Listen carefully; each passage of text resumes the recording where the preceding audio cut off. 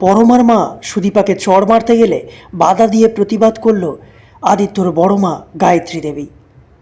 হ্যাঁ বন্ধুরা, অনুরাগের ছোঁয়া ধারাবাহিকে আজকের পর্বে দেখবেন সকালে আদিত্য ঘুম থেকে উঠে সুদীপাকে তার বুকে মাথা দিয়ে ঘুমোতে দেখলে আদিত্য অবাক হয়। পরে সুদীপার ঘুম ভাঙলে দুজনে অপ্রস্তুতে পড়ে যায়। এরপর সেই বাড়ির লোকজন আদিত্য কেমন আছে তা দেখতে এসে বলে, স্যার, আপনার স্ত্রী আপনাকে কাল বড় বিপদের হাত থেকে বাঁচিয়েছে। তারপর লোকটি আদিত্যকে ফোন দিয়ে বলে, আপনার ফোন কাল ওই স্পট থেকেই পেয়েছি, চার্জ ছিল না তাই চার্জে বসিয়েছিলাম, এখন ফুল চার্জ হয়ে গেছে। আদিত্য দেখতে পায় তার ফোনে অভ্রর অনেক মিসড কল। অভ্রকে ফোন করে জানতে পারে যে রূপাকে খুঁজে পাওয়া যাচ্ছে না। এদিকে পরমার মা বাবা পরমাকে খুঁজতে অভ্রর বাড়ি এসে পরমাকে নিয়ে যেতে চায়। পরমা বলে, আমি ওই মাকে না খুঁজে কোথাও যাব না। পরমার মা বলে, তুই এমন করে বলছিস যেন ও তোর আসল মা আর আমি কুড়িয়ে পাওয়া মা।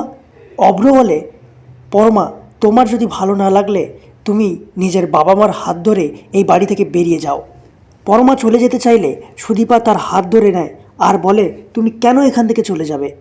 সুদীপা অভ্রকে বলে, দাদা, আজ তোমার বোনকে যদি এইভাবে কেউ বের করে দেয় তোমার কষ্ট হবে না?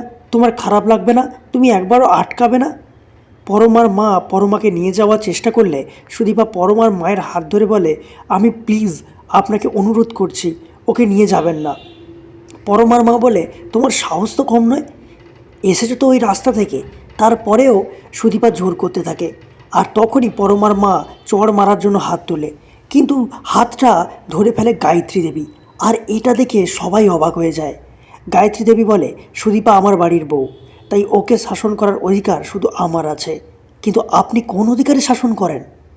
তাহলে কি হতে চলেছে বন্ধুরা, জানতে দেখুন অনুরাগের ছোঁয়া। ভালো লাগলে আমাদের চ্যানেলকে সাবস্ক্রাইব করে পাশে থাকবেন। ধন্যবাদ।